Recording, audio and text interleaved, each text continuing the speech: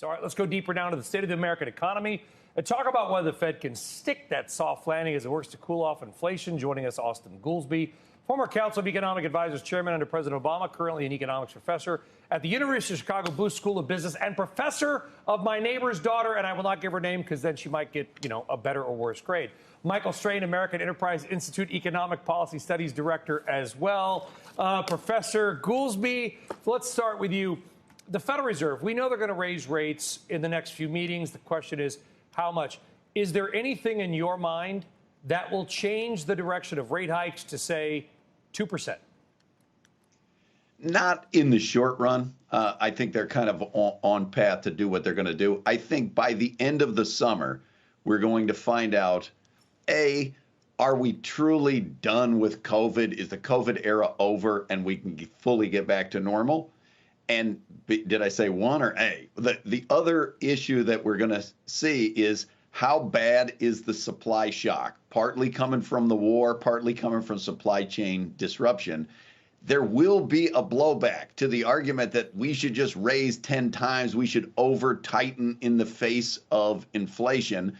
There will be a blowback of the people who remember, whoa, wait a minute, if a lot of this is coming from supply shock, then you can raise the unemployment rate, but you can't really get rid of the inflation by suppressing demand in interest rate sensitive sectors because those problems still remain. So in the short run, I don't think there will be much to change it.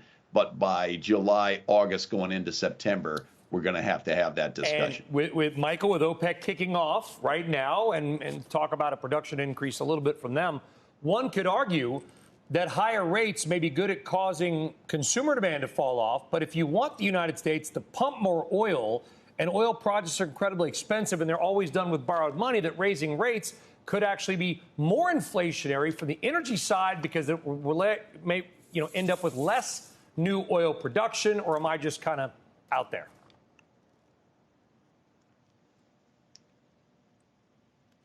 Put money behind domestic energy production in the situation that they feel like is kind of temporary. It's kind of unusual. Austin's talking about the supply side of the economy. I'm going to talk about the demand side of the economy. I think typically we're reversed on that. I think Austin's certainly right that supply factors are pushing up inflation. Most of the inflation we have right now, I think, is driven by demand. And I expect the Fed to be on pretty much a blind march to what they consider the neutral rate of around 2.5%. That means a hike in June, a hike in July, a hike in September. Then I expect them to pause. And I think what they're going to be looking for is there any sort of softening in the labor market? Are we seeing businesses more willing to destroy some of those job vacancies? Or maybe we're seeing a little bit of an uptick in the unemployment rate? Most importantly, is wage growth cooling? And then secondly, are we seeing consumer demand soften? Because right now, consumer demand is really fueling the inflation we're having. And Austin, the answer to that is no. But Jamie Dimon yesterday saying that he thought the American consumer had basically 6 to 9 months of savings left or excess savings. Yeah, everybody's not everybody, but a lot of people are flush with cash, according to Goldman's numbers and others. The question is, how long will that last?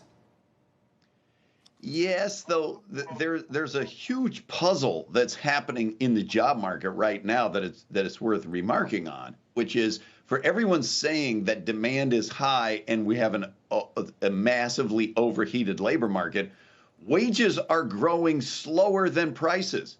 The profit margins of companies are increasing. So you would not think real wages would be going down if the job market's as tight as what some of the business leaders are saying. So I think that's a pretty significant puzzle. There's no evidence of the old wage price spiral driving inflation. Wage price spiral almost by necessity implies wages are going up faster than prices. When real wages are going down, there's not a danger of wage price spiral.